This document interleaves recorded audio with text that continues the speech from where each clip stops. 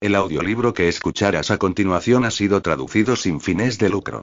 Dado la limitación del idioma, muchos grandes autores no logran cruzar las fronteras y ser conocido su maravilloso talento literario. Por este motivo, los invito a comprar la obra de este autor al estar disponible en su idioma. Recuerda que con esto los apoyamos para que sigan creciendo y creando historias. Silencio.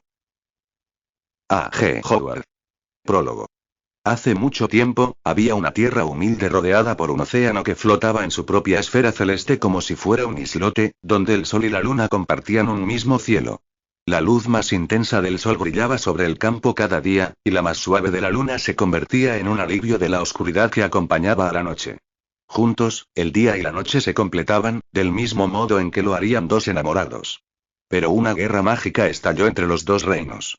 Cuando finalizó, uno de ellos se llevó la noche al centro de la tierra, junto con sus sombras, el invierno, el hielo y aquellas criaturas que se sentían atraídas por la oscuridad y el frío. Allí, bajo tierra, la luna seguía su ciclo sobre el nuevo firmamento, de oeste a este y de este a oeste, sin descanso. El otro reino se aferró al día en la tierra, y acaparó el sol y su camino sin fin por los cielos, junto con las estaciones del año más agradables y todas las variantes de vida que éstas acarreaban, pintando los campos con tonos coloridos y brillantes. Entre los dos territorios se estableció una frontera encantada que solo permitía que un rayo del amanecer iluminara el reino de la noche y que el destello del atardecer iluminara el del día, una ocurrencia rutinaria que solo duraba lo bastante como para recordar a sus habitantes el tiempo que había pasado y lo que habían perdido. A pesar de que cada territorio parecía prosperar gracias a su separación, ambos, al no poseer el día o la noche, se sentían incompletos, y el descontento del pueblo que estaba bajo tierra aumentaba cada día más. Pronto recuperarían lo que habían olvidado. Que la disociación genera prejuicio, amargura y apatía. Emociones demasiado monstruosas para cualquier reino en cualquier tierra, y demasiado poderosas para que únicamente la magia pueda derrotarlas. Parte primero. La espina estrangula a la rosa. 1. Zarzas y desgracias. En un cuento muy antiguo, un príncipe buscaba desesperadamente una princesa para convertirla en su esposa y reinar a su lado. Pero cuando su destino llegó a las puertas del castillo, no tenía el aspecto de una princesa, ya que estaba empapada y triste después de haberse enfrentado a una tormenta durante su viaje. Para satisfacer a la reina, la madre del príncipe, tuvo que demostrar que era una princesa de verdad, con una piel tan delicada que hasta el más mínimo bulto, no más grande que un guisante, colocado debajo de una montaña de colchones de pluma, le amorataría la piel y perturbaría su sueño. Solo una chica que fuera tan delicada como el brote de una rosa podría casarse con su hijo y convertirse en una auténtica reina.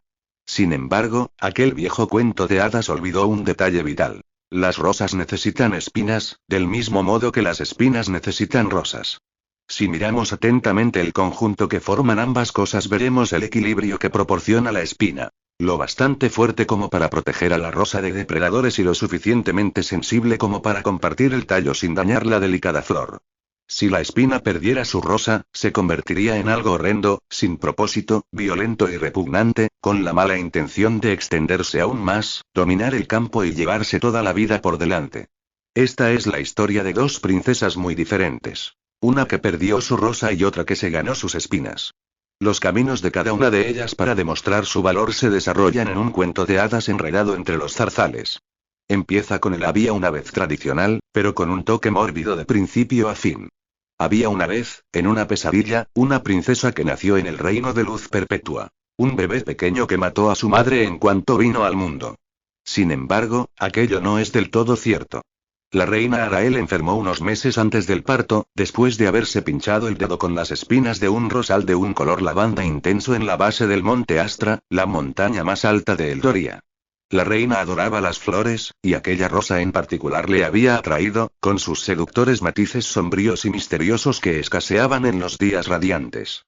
No tomó en consideración que sus raíces se extendían profundamente bajo la tierra, lo bastante lejos como para alimentarse de Nereset, el otro mundo. La tierra de la noche eterna. Una voz pícara y satinada le había susurrado a través del viento y le había hecho cosquillas en la oreja.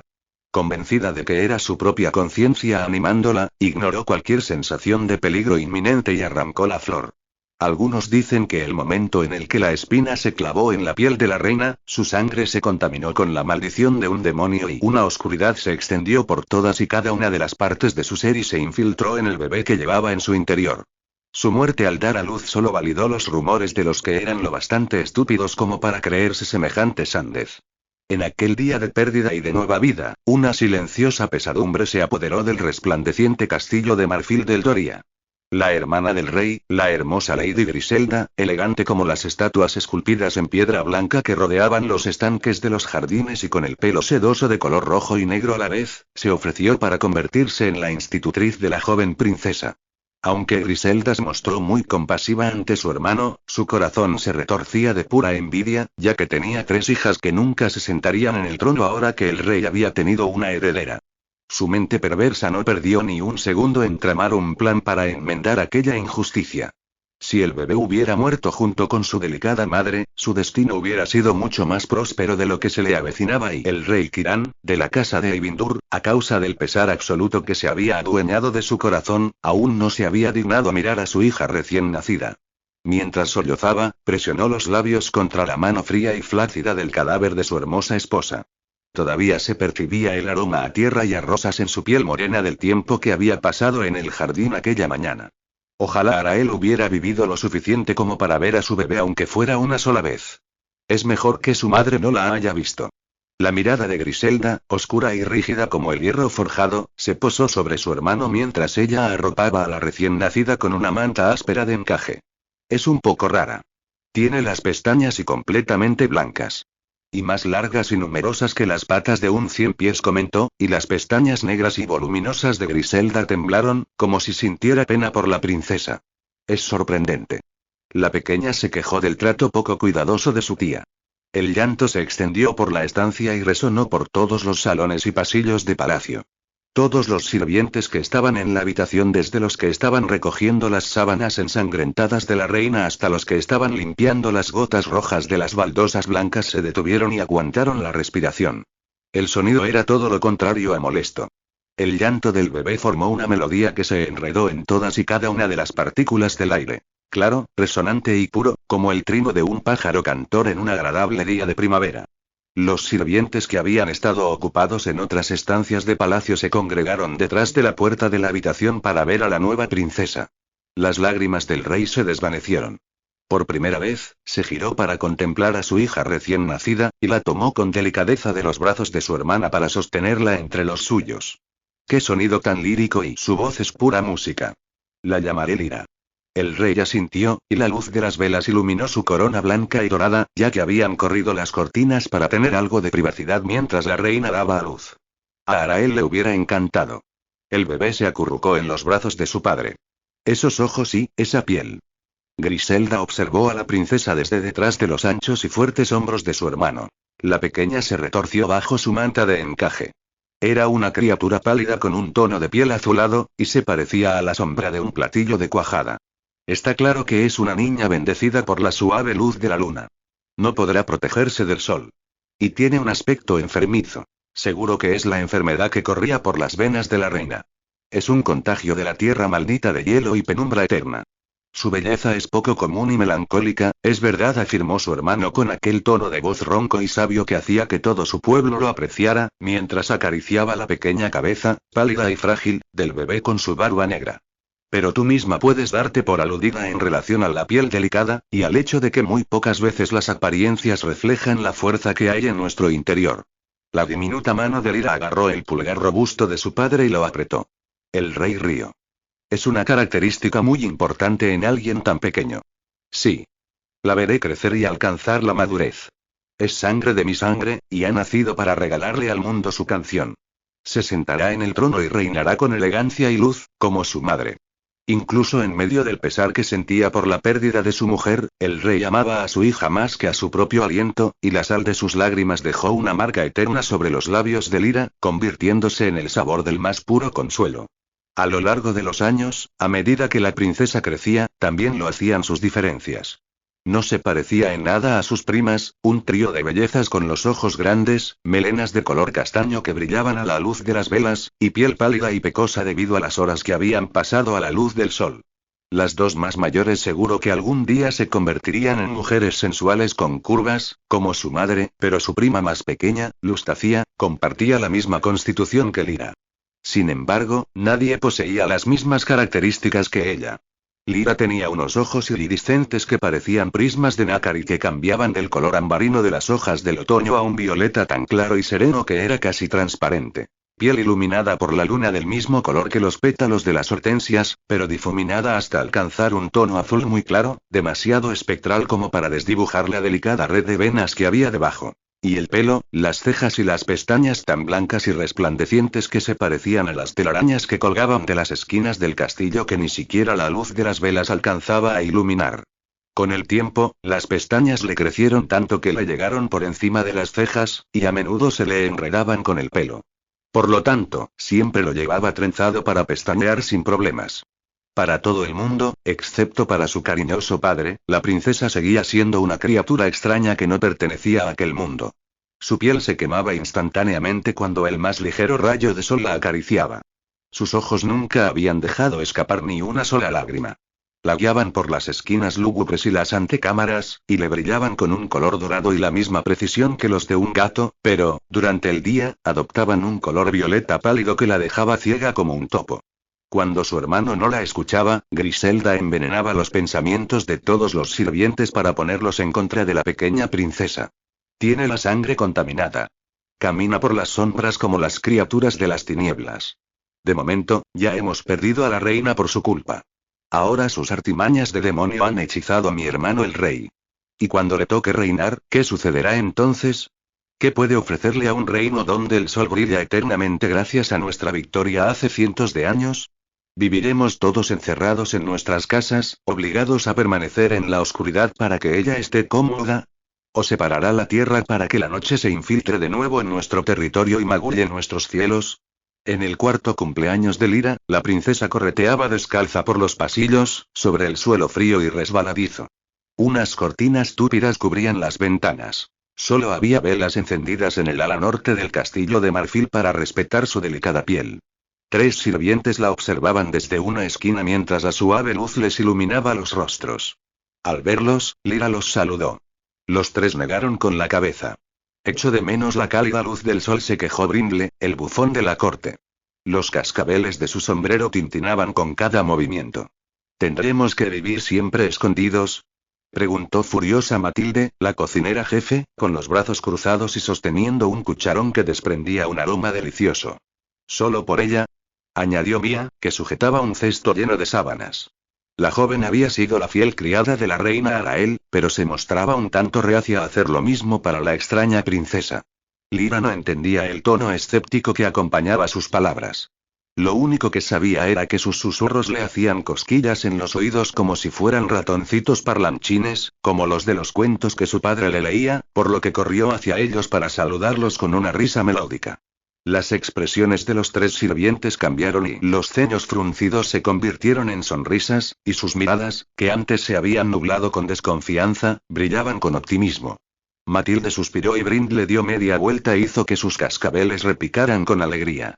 Su voz y es como sentarse en la sombra sobre un lecho de flores primaverales, ¿verdad que sí?, comentó, y rió. Mía dejó su cesto en el suelo. ¿Qué hacemos aquí de pie? Es el cumpleaños de la princesa y yo, como criada suya que soy, pretendo mimarla y consentirla todo lo que pueda. Los otros 2 sirvientes mostraron de acuerdo con ella. Matilde preparó un pastel con glaseado de miel y le hizo cosquillas a Lyra en los pies con plumas de oca mientras ésta comía. Brindle fabricó un móvil para la cuna del bebé con triángulos de hojalata resplandecientes que tintinaban. Y Mía le preparó un baño de burbujas aromatizado con una rica mezcla de brandy de vainilla y magnolias. Lyra reía cuando las ligeras burbujas se le posaban sobre las pestañas, emocionada por la luz de las velas que las pompas capturaban en su interior. Nada le fascinaba más que la luz.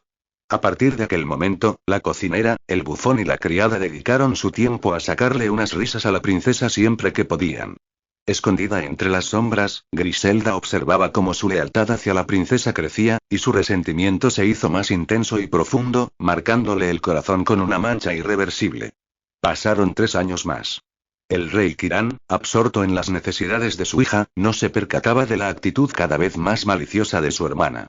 No se dio cuenta de la cantidad de veces que ésta se quedaba con sus hijas en el ala este del castillo, aislando a su pequeña familia y la mitad de los sirvientes del castillo, donde las cortinas permanecían corridas para dejar que la constante luz del sol se filtrara.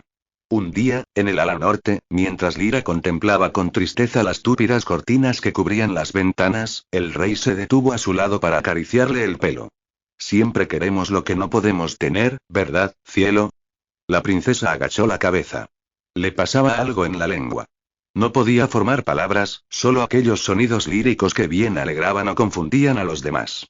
Ya se había rendido y había dado por perdida la idea de hablar. Era mejor no emitir ningún sonido que ser una incomprendida. Pero ella y su padre tenían una relación especial. Él era capaz de leer sus gestos y expresiones. No hacía falta que respondiera a su pregunta.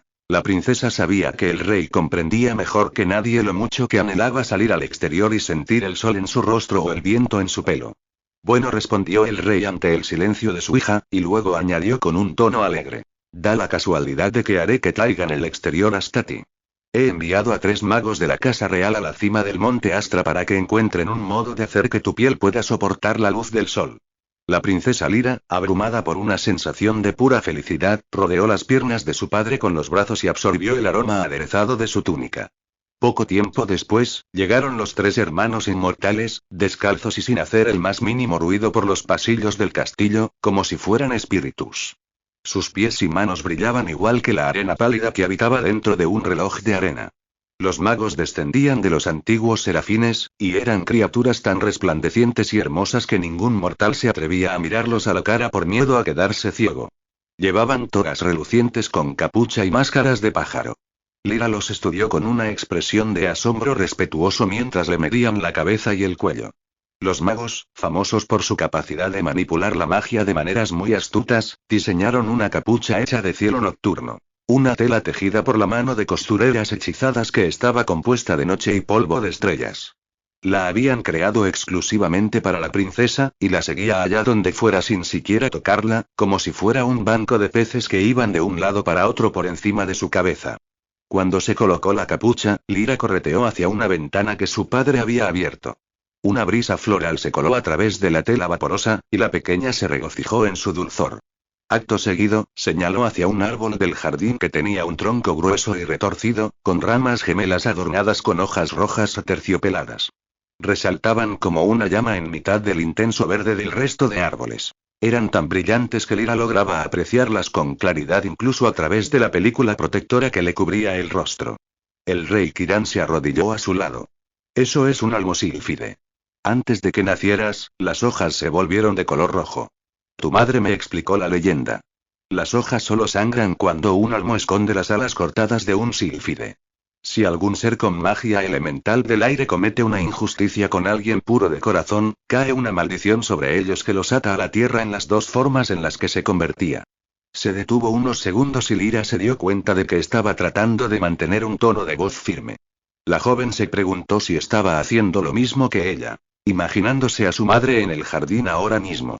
Pero el sílfide puede liberarse algún día. Cuando el resto de hojas adquieran un color dorado intenso. El color de tus ojos en la oscuridad, añadió, y le acarició la nariz. La princesa rió, porque sabía que el sonido melódico haría desaparecer aquella expresión de tristeza. La sonrisa de su padre fue su recompensa.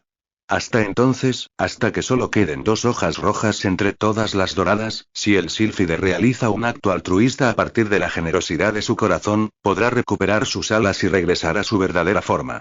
Como si sus palabras la hubieran invocado, una mariposa se posó en la repisa de la ventana. Lyra olvidó el peligro de la luz del día y extendió el brazo más de lo debido hacia el exterior. Un rayo de sol le acarició la piel iluminada por la luna. Los dedos le ardieron y se le quemaron. La joven profirió un grito de pura agonía, y su propio llanto se rió de ella con aquel tono lírico y alegre que lo caracterizaba. Aterrado, el rey la agarró y contempló la herida con una expresión sombría mientras los magos trataban de vendarle las ampollas. El rey encargó que le hicieran un traje entero de cielo nocturno. Sin embargo, con la capucha ya se habían utilizado todos los materiales que se habían ido almacenando en tarros desde hacía siglos. Los magos no podían encontrar ninguna fuente actual de sombras nacidas de la noche o de estrellas, porque Nerecet se había apoderado de las noches desde hacía cientos y cientos de años. Conseguid todas las sombras de las esquinas más oscuras del castillo. Sacadlas de las mazmorras si es necesario. Gritó el rey. Alteza, intervinieron los tres magos a la vez en sus tonos de bajo, barítono y tenor, ya que siempre hablaban al mismo tiempo. Solo pueden usarse las sombras más oscuras del crepúsculo, ya que contienen el momento exacto en el que nace la noche. Y además, no tenemos estrellas y sin el polvo de estrellas para estabilizar las sombras y anclarlas en la tela, se escaparían. Durante los siguientes 5 años, Lyra tuvo que conformarse con contemplar el exterior a través de su capucha. Incluso aunque se cubriera el cuerpo entero con telas gruesas, el sol las penetraba y le quemaba la piel. Solo podía presenciar la belleza de su colorido reino a través de la imagen apagada que la tela de su capucha le ofrecía, y desde la seguridad de su hogar. Por aquel motivo, su momento preferido del día se convirtió en el instante en que se quitaba la capucha y observaba por una ventana cerrada, sin protección, después de que el sol hubiera recorrido el cielo de este a oeste. Cuando aquel parpadeo de luz crepuscular reducía su intensidad y pintaba el cielo de un color violeta azulado, Lyra se sentía libre durante 20 respiraciones, antes de que el sol emergiera de nuevo y empezara su recorrido de vuelta hacia el este. Amaba la luz con tanto fervor que aquellos instantes de atardecer le bastaban, hasta el trágico momento en que se vio reflejada en un espejo. Avaricete, la hija de 15 años de Griselda, estaba en la soleada cocina con sus 2 hermanas. Lyra, que tenía 12 años, la había seguido, atraída por el aroma de pasteles recién hechos. La princesa, cubierta de la cabeza a los pies con una tela gruesa, colocó unas tazas sobre la mesa con la esperanza de que sus primas jugaran con ella y se unieran a su fiesta del té. Lyra, quizá ya somos demasiado mayores para jugar a algo tan infantil, comentó la hija más estudiosa e inteligente de Griselda, Lustacia. La muchacha se apartó los rizos castaños y brillantes de la cara y batió las pestañas gruesas y negras que enmarcaban sus intensos ojos azules. Siempre había sido más amable que las demás, y solo tenía 1 año más que Lyra, por lo que su comentario no desalentó a la princesa. La joven continuó doblando servilletas y colocándolas sobre los platos mientras la capucha de sombras danzaba sobre su cabeza. ¿Cómo se supone que tiene que saber lo que es normal y lo que no? Rebatió Avaricete antes de meterse un pastelito de ciruela en la boca. Es una persona demasiado solitaria, añadió. Después, frunció el ceño y continuó hablando con la boca llena. Ni siquiera puede caminar por delante de una ventana abierta sin llevar guantes ni parecer una momia. Madre dice que es una mancha en nuestro linaje real. Sí, una mancha, añadió Grataline, y levantó una ceja con expresión de asco mientras se ajustaba los lazos de satén que le decoraban el vestido, del mismo color marrón oxidado que sus pecas. Eso explica por qué no puede hablar. Las manchas no tienen lengua. Definisoriamente, Lyra tendría que vivir con las arañas y los 100 pies en las mazmorras, entre los de su asquerosa especie. Grataline se consideraba ser una chica bien hablada y culta para alguien que solo tenía 14 años, y en varias ocasiones se inventaba palabras para tratar de demostrarlo. Entonces, Lyra dejó de jugar. Retrocedió hasta una esquina y se le cayó una cuchara, que rebotó con un sonido metálico contra el suelo. Se sentía avergonzada, aunque no sabía muy bien por qué. Callaos, intervino Matilde, que entró en la cocina con una expresión de enfado en el rostro. Acto seguido, se dirigió a Lyra y le cubrió las orejas con las manos. A Lyra, aquellos dedos ásperos y callosos de tanto trabajar le parecieron amables y reconfortantes, comparados con las palabras ofensivas que le habían dedicado sus primas. Como si se hubiera percatado del cariño que Lyra sentía por la cocinera, la tela del cielo nocturno rodeó las manos de la mujer mayor y permitió aquel contacto con la delicada piel de la princesa. Cuando la joven retrocedió un paso, la tela regresó a su posición original. Matilde alzó una cuchara de madera y señaló a Avaricete con ella. Como vuelva a escuchar semejantes ofensas a la princesa otra vez, perderé la receta de tus pasteles confitados de miel preferidos. Puede que también me olvide de cómo preparar cualquier tipo de postre. Grataline frunció el ceño y clavó su negra mirada en la criada, preparada para contestarle con alguna palabra de su extenso vocabulario, pero Avaricete tomó las manos de sus 2 hermanas y las arrastró hasta fuera de la cocina, ya que era muy importante para ella disponer siempre de una buena cantidad de pastelitos recién hechos. Cuando se marcharon, la inseguridad se apoderó de los pensamientos de Lyra. ¿Acaso ella era una mancha? ¿Tan horripilante como las arañas peludas que se rumoreaba que habitaban en las mazmorras? Nunca se había mirado en un espejo y, solo había visto retratos suyos donde los artistas habían alterado ligeramente su aspecto para darle un aspecto más normal. Había contemplado reflejos borrosos de su rostro en sartenes de cobre y en la superficie del agua, pero no le bastaban. Su padre había escondido todos los espejos del castillo por miedo a que algún rayo de sol se reflejara en ellos y lo proyectaran contra la piel de la princesa. Lyra, que estaba más que decidida a saber cómo era su rostro, subió hasta una de las torres más altas del castillo, donde estaban guardados todos los objetos de la infancia de su madre. Se apoyó en una pila de libros y la nariz le picó por todo el polvo que había acumulado en ellos. Acto seguido, se quitó la capucha, los zapatos y las mantas, por lo que se quedó solo con una blusa y sus pantalones bombachos. Después de apartar una capa blanquecina de la superficie de un espejo, contempló su reflejo fantasmal. Los ojos le brillaban con un color ambarino en medio de la oscuridad y estaban rodeados de pestañas que tenían forma de abanico. Se parecían a las tiras plateadas de espumillón que la gente utilizaba para decorar los faroles y las verjas en honor a la victoria de Eldoria contra el hielo y la nieve durante el solsticio del sol, una celebración que duraba 3 meses y que se llevaba a cabo durante lo que hace tantos siglos había sido el invierno. Lyra se observó fijamente. Las diferencias de su rostro con el de los demás eran asombrosas. No se parecía en nada a los retratos de su madre, su padre, sus primas o su tía. Incluso los sirvientes del castillo y los ciudadanos del Doria cuyos tonos de piel iban desde un tono marfil, pasando por el rosado, el dorado y el cobrizo, hasta llegar al ébano no podían compararse con su palidez anémica.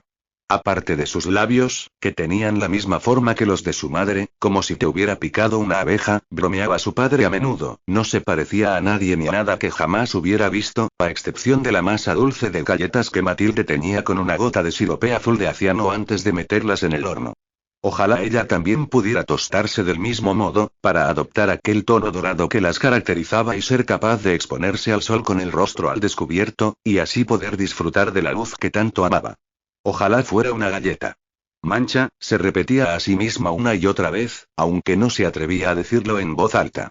Lyra colocó la capucha por encima del marco del espejo, con la intención de atrapar su grotesca imagen dentro del cristal. Estiró de las costuras con tanta insistencia que el espejo se cayó al suelo. El cristal se rompió en 1000 pedazos y cortó la tela astral por la mitad. Las sombras, que estaban acostumbradas a escaparse cuando las liberaban, se escondieron en los rincones más oscuros de la habitación, y solo dejaron un montoncito de polvo de estrellas en el suelo. Lyra se arrepintió de aquel accidente inmediatamente. Se le humedeció el rostro cuando contempló el espejo roto. Lágrimas de un color morado intenso le resbalaron por las mejillas. La princesa había visto a gente llorar. Eran gotas transparentes como el agua.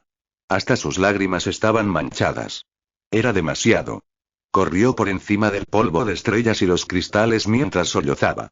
Los trozos del espejo se le clavaron en su delicada piel, y dejó pequeñas huellas sangrientas tras ella mientras bajaba las escaleras a toda prisa y avanzaba por los pasillos del castillo. Lyra. Cuando dobló la esquina, el rey la agarró entre sus brazos y la estrechó con fuerza mientras la joven sangraba y lloraba. Por lo visto, a su padre le parecían más perturbadoras las lágrimas de aquel morado intenso que los cortes que tenía en los pies, y Lyra se preguntó si quizá su alma estaba amoratándose.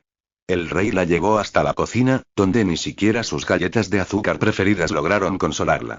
Si la querida hija del rey Kiran no hubiera estado tan desconsolada, si no hubiera roto la capucha de cielo nocturno, quizá no hubiera comenzado otra guerra.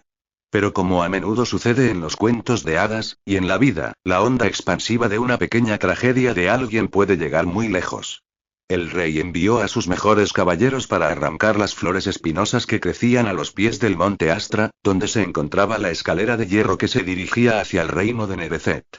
Eran los mismos arbustos que habían contaminado la salud de la reina y le habían causado la muerte. El rey pretendía recuperar las noches a la fuerza, junto con sus sombras y sus estrellas, para asegurar la felicidad y el bienestar de su hija. Los habitantes del reino de la noche defendían sus fronteras con una resolución absoluta, equiparable a la desesperación del rey. En aquella batalla no parecía haber ningún bando victorioso a la vista. Griselda vio una oportunidad y la aprovechó. Tienes que ir tú mismo al campo de batalla, le dijo a su hermano mientras este caminaba de un lado para otro de la habitación, un día después de hablar con su mariscal de campo. Pide una tregua momentánea y desciende las escaleras de hierro hacia Nereseth. El rey Orión lleva un tiempo enfermo, pero puedes negociar con su reina. Hazle entender la situación de tu hija.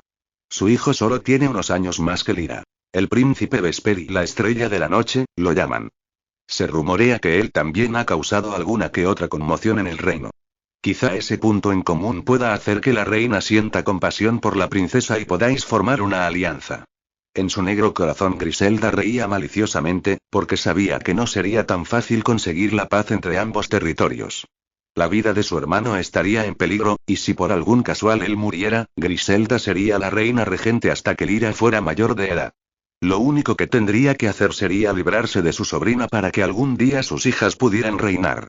El rey dudó, porque temía que pudiera sucederle algo y que su pequeña Lyra se quedara huérfana. Pero Griselda no iba a darse por vencida. ¿Es que no ves a nuestra princesa?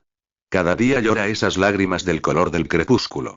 Cada día se esconde aún más en los rincones más aislados del castillo. Está convirtiéndose en su propia oscuridad. Si Arael siguiera entre nosotros estaría desconsolada. Tu reina insistiría en que remediáramos la desesperación de la princesa antes de que la joven perdiera el amor por vivir. En menos de 15 días el rey se dirigió al campo de batalla junto con 3 de sus soldados más leales, a los que la misma Griselda había designado para la misión. Kiran llevaba con él 3 regalos para la reina Nova como prueba para mostrarle la enfermedad de su hija. Una trenza gruesa del pelo blanco y casi plateado de Lyra, un vial lleno de sus lágrimas moradas y un eco de su voz melódica que habían capturado en una caracola hechizada que colgaba de un cordón plateado. Una mañana lluviosa de otoño, 15 días después, llegaron noticias de que se había llegado a un acuerdo entre los dos reinos, pero solo el rey conocía los detalles, ya que se habían establecido en una reunión privada con la reina de Nevezet. Decían que el rey llegaría poco después del mensajero, por lo que Lyra esperó frente a una ventana, envuelta en mantas gruesas, mientras imaginaba a su padre trotando por el camino de entrada al castillo sobre su corcel vestido de rojo. Durante la ausencia del rey, Griselda había dado bastantes órdenes a los sirvientes para que se mantuvieran ocupados y tuvieran poco tiempo para atender a Lyra. Aquellos días la princesa no se había quedado dormida con las tiernas caricias de alguien, ni había escuchado una voz amable mientras practicaba la escritura o la lectura ni una sola vez. Ahora por fin volvería a disfrutar de los besos en la frente de su padre y todo regresaría a la normalidad. La puerta principal se abrió de golpe con una ráfaga de viento y lluvia, y Lyra retrocedió de golpe para que el sol que se filtraba a través de las nubes no la alcanzara. Pero el rey Kiran no entró. 2 de sus 3 soldados cargaban con su cuerpo inerte. Los hombres tenían las armaduras abolladas y heridas en sus cabezas que aún sangraban, igual que las del rey. Tan pronto como cerraron la puerta, Lyra se abalanzó sobre ellos y acarició los ojos vacíos del rey, que estaban clavados en su hija con la mirada perdida. Sin ningún rastro de emoción. Sin vida. Una sensación punzante penetró el corazón de la princesa, como si una espina le hubiera atravesado las paredes de un órgano vital. Lyra enredó los dedos en el pelo de su padre, que estaba tan frío como el resto de su cuerpo, y se aguantó los gritos de angustia que se formaron en su interior hasta tal punto que creyó que empezaría a sangrar notas musicales por los ojos y las orejas. No podía dejar que se le escapara ni una, ya que su canción era demasiado alegre para aquel día tan monstruoso. Las explicaciones empezaron a llegar. Les habían atacado los saqueadores de la noche, los mercenarios pálidos y que tenían una calavera por rostro del reino que existía bajo tierra.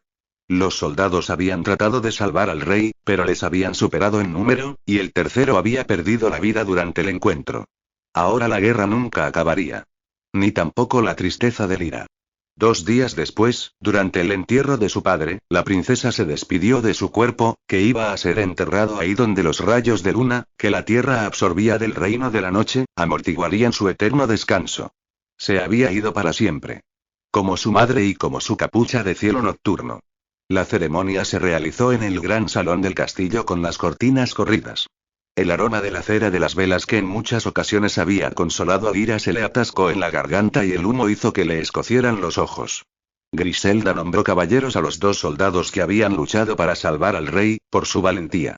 Ambos se colocaron a la cabeza y a los pies del ataúd respectivamente, adornados con medallas de oro y piedras preciosas. Lyra contempló a su padre una última vez, cubierto por una tela roja de satén, y recordó lo segura que se había sentido siempre entre sus brazos. Lo mucho que él la había amado a pesar de sus diferencias.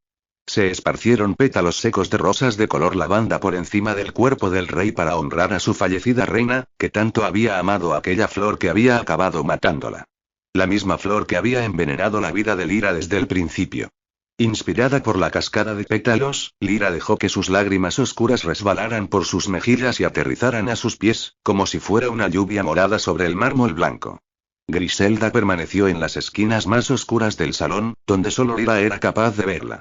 Los labios de su tía se curvaron en una sonrisa maliciosa. Sus dientes eran tan perturbadores como unos huesos blanquecinos en el fondo de un arroyo. En aquella sonrisa la princesa vio la promesa mortal que le esperaba en su futuro y, por primera vez en su vida, supo lo que era el miedo. 2. Un suspiro de la muerte. Todo territorio tiene un lugar en el que se congrega el mal. Como si fuera una herida abierta, apesta a putrefacción espiritual. Un hedor que atrae a los que comparten una deslealtad y una enfermedad similar. En el Doria, aquel lugar era el desfiladero de la ceniza. Aquella ruptura en el terreno se había producido cientos de años antes, cuando Nerecet se retiró bajo tierra junto con la noche y todos sus habitantes. El terreno se suturó, pero no se recuperó del todo. Así que la naturaleza y la magia unieron sus fuerzas y formaron un bosque místico para cubrir la herida.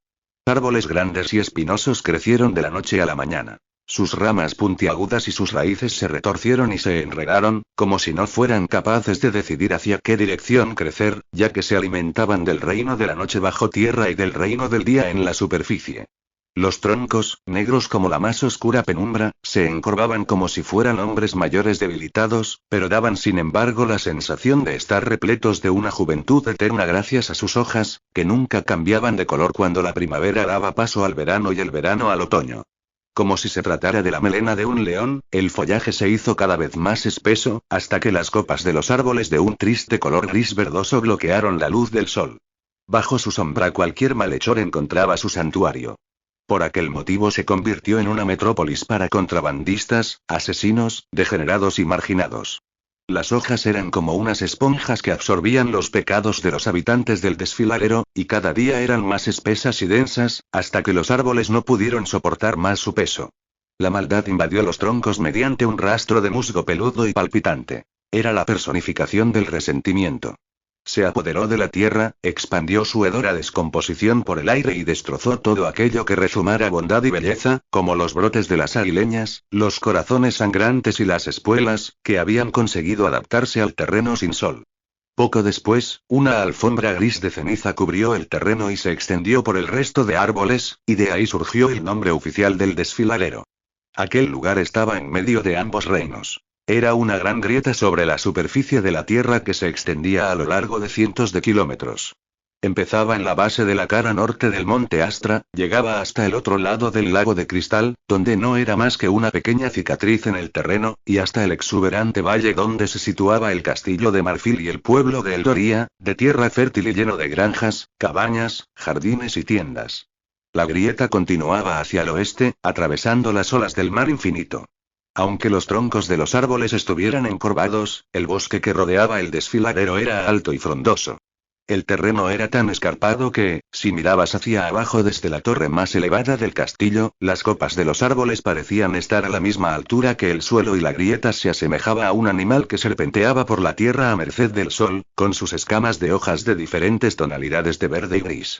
Adentrarse en aquel sitio significaba arriesgarse a sufrir una caída mortal, a menos que uno siguiera el camino sinuoso y empinado sin desviarse, una tarea nada fácil, ya que el bosque también albergaba sus propios peligros, que esperaban el momento oportuno para distraer al errante que decidiera cruzarlo. El día después del entierro del rey Kiran, Crondi emergió de aquel terreno venenoso y polvoriento al que llamaba hogar. Era la única de su especie. Una bruja del tormento. Había existido desde mucho antes de que la gran batalla mágica dividiera la tierra en dos y separase la noche del día. Mucho antes de que los ciudadanos de ambos reinos tuvieran que alterar su composición genética con la ayuda de la magia para adaptarse a sus nuevos mundos y terrenos. Los habitantes de Nerecet se volvieron altos y esbeltos, y aprendieron a comunicarse mentalmente para caminar con agilidad y en silencio en medio de una ventisca de nieve. Además, absorbieron la luz de la luna y de las estrellas, que les aportó un brillo plateado en el pelo y la piel, y les daba un color ambarino a los ojos. En cambio, los eldorianos mantuvieron su fisionomía robusta y la variedad de tonos en sus pieles, que se hicieron más resistentes para afrontar la radiación constante del sol sin que les afectara. Crondi había vivido lo bastante como para sentir cómo aquellos cambios empezaban a afectar su bienestar. Tenía varias razones para querer que el cielo volviera a su estado anterior, el que permitía que la luz del día diera, poco a poco, paso a la noche, y muchas de ellas estaban llenas de remordimientos. Nadie creería que una bruja podía sentir emociones como aquellas, por lo que nunca las expresaba. Crony se recolocó el cuello de la capa antes de emprender el camino hacia la entrada del desfiladero, donde las hojas eran menos espesas y dejaban pasar haces de luz de un color amarillo grisáceo. La bruja se detuvo cuando escuchó un chillido de esos que hielan la sangre y se volvió hacia la derecha, donde un charco burbujeante se movía por la ceniza levantando polvo por todos los lados para tratar de atrapar una ardilla marrón. Allí apenas había insectos, pájaros, roedores o algún animal salvaje, porque la vegetación y la carne podrida de la que podían alimentarse escaseaban. El colectivo Mortaja, que vivía en las tierras bajas, solo dejaba los huesos de sus presas que, a menudo, consumían los charcos, se los comían enteros y los digerían sin dejar restos. El mismo destino estaba a punto de cernirse sobre aquel pobre roedor que se había atrevido a adentrarse en el bosque. Crony se apartó del camino, aunque sabía que ya era demasiado tarde. Cuando llegó hasta la ardilla solo vio una cola flotando en medio de la espuma burbujeante y apestosa del charco, ondeando como si fuera una bandera peluda. Crony negó con la cabeza y utilizó su bastón para rescatarla. El charco gruñó en su dirección, dio media vuelta y se marchó, porque no soportaba el sabor de la madera. El esqueleto del roedor se había disuelto, y solo quedaba la cola, que estaba cubierta de una sustancia pegajosa. Crony colgó la cola del animal de la cuerda que llevaba alrededor de la cintura para ver si podía cambiarla por otra cosa en el mercado negro. La bruja continuó su camino. En el lado cubierto de vides había un rastro gelatinoso de sol sobre los troncos de los árboles. Los contrabandistas de sol del reino de la noche pasaban por ahí a menudo para recoger la sustancia caliente y pegajosa y guardarla en tarros cálidos de luz. La magia retorcida de aquel lugar no solo hacía de la luz una mercancía, sino que también afectaba al espacio y al tiempo dentro del bosque. Lo normal sería tardar semanas en atravesarlo, pero, de algún modo, las cenizas movían y actuaban como impulso y las ramas como propulsión, por lo que una persona podía caminar de un extremo a otro, sin alterar el ritmo, en apenas unos días. La bruja se ajustó aún más la enorme capucha de la capa sobre las numerosas trenzas grises antes de enfrentarse a la luz del sol. Su forma era bastante humana exceptuando los cuernos negros, similares a los de un carnero, que le sobresalían a ambos lados de la cabeza, pero ahí se acababan las similitudes. No tenía iris, solo pupilas del color del barro turbio que le ocupaban toda la cavidad del ojo. Le ofrecían una vista panorámica de su entorno y le permitían presenciar las profundidades del alma de una persona, pero no eran muy útiles para protegerse de la luz. Y sus párpados translúcidos no le ayudaban mucho al respecto. Por supuesto, para una criatura inmortal que no necesitaba dormir, no tenía ningún sentido envidiar la falta de párpados tradicionales. Era el recuerdo de haberlos perdido lo que le acongojaba. Las ramas de los arbustos se le enredaron en los tobillos y los pies, royéndolos con unas espinas que parecían colmillos, en un intento de desviarla del camino. Crony les dio una patada para que la dejaran tranquila. Su piel se parecía a una bellota marrón, áspera y con escamas, y era prácticamente impenetrable. Algunos decían lo mismo de su corazón. La bruja soltó una risilla para distraerse del dolor que siempre estaba presente en su pecho. Ojalá aquellos idiotas tuvieran razón. Con la ayuda de la calavera empalada en la parte superior de su bastón apartó las zarzas que tapaban la entrada del bosque, la atravesó y dejó atrás el hedor del desfiladero para salir al aire libre. Con la capucha tapándole los ojos mientras se le adaptaban a la luz del sol, Crony se arremangó la capa y emprendió el camino hacia las afueras del pueblo de Eldoria. La torre de marfil más alta del castillo se alzaba en medio del valle, rodeada de nubes blancas y sedosas. Los habituales banderines dorados que ondeaban encima de cada torre, adornados con un sol rojo y un pájaro naranja en pleno vuelo, se habían sustituido por banderines de color azul marino en señal de luto por la muerte del rey y para honrar su noble vida. Los centinelas, que llevaban capas largas del mismo color, estaban apostados sobre sementales de sangre real a las puertas de la fortaleza y a lo largo del gran muro blanco que rodeaba el castillo. Tradicionalmente, el negro habría sido un color más apropiado, pero Eldoria se negaba a utilizar algo que rindiera homenaje a la bandera negra y plateada de Nereseth. En la distancia, y alejados de la vista de los demás, había soldados practicando maniobras tiro con arco, combate cuerpo a cuerpo y combate con espada preparándose para regresar a la base del monte Astra, donde la escalera de hierro de Nereseth descendía al reino oculto que habitaba bajo tierra. Cuando los soldados eldorianos arrancaron las raíces de todas las rosas de Panacea, siguiendo las órdenes del rey Kirán, el suelo que había debajo tembló. Debido a la lluvia que había caído aquellos últimos días, una avalancha de tierra fangosa selló la escalera y atrapó a los nerecedinos en sus dominios helados. Aquella situación inesperada proporcionó tiempo a Eldoria para reforzar las almenas y robustecer la muralla exterior. Pero solo fue un descanso temporal. La infantería de Eldoria tenía planeado cavar un túnel para entrar. El sonido distante de las herraduras de los caballos, el de las espadas y los gritos de los hombres atravesaban el aire y ahogaban el canto de los pájaros que descansaban en las ramas de los árboles. Lady Griselda había ordenado que se tomaran represalias por el asesinato del rey Kirán. Pedían la sangre de un rey por la del otro. Orión, el rey de Nerecet, ya pasaba los días postrado en una cama al borde de la muerte. ¿Qué se ganaba adelantando lo inevitable? Cromby, de entre todas las criaturas, conocía los beneficios de la paciencia en situaciones como aquella. A la bruja le preocupaba que ambos territorios hubieran retomado la antigua guerra. Los soldados del rey Kirán habían arrancado las flores lavanda, destruyendo así el único símbolo de paz que quedaba entre los dos reinos sin siquiera considerar las consecuencias. Cromby y su especie tendrían que ir con cuidado. No podían arriesgarse a que los capturaran ahora que Lady Griselda era la reina regente. La hermana del rey no toleraba a ningún ser mágico que no sirviera en palacio. Y, tal y como Cromby había aprendido hacía cientos de años, siempre tenían que hacerse sacrificios bajo las órdenes de cualquier reino. Por lo tanto, no osaba jurar lealtad a nadie excepto a sí misma. Ahora que ya no existían los juicios justos para todos los prisioneros del rey Kirán, rechazar un reino de aquella manera podría garantizar la muerte de una persona. O, en el caso de una inmortal, una tortura eterna. La sensación de peligro se había convertido en una abrasión ácida que le había dejado un mal gusto en la lengua. Cuando Cromby estaba a punto de llegar a la colina, un destello de colores vívidos captó su atención. La bruja se agachó detrás de unos arbustos e hizo una mueca cuando los trozos de cristal que había dentro de la bolsa que llevaba atada a la cintura tintinearon. Cromby separó algunas ramas y observó el zorro rojo y plateado que tenía a unos metros de distancia. Estaba sentado y se lamía la pata. En aquel momento, una bandada de cisnes alzó el vuelo para realizar su estancia diaria en el lago de cristal. El zorro se sobresaltó y se quedó observándolos.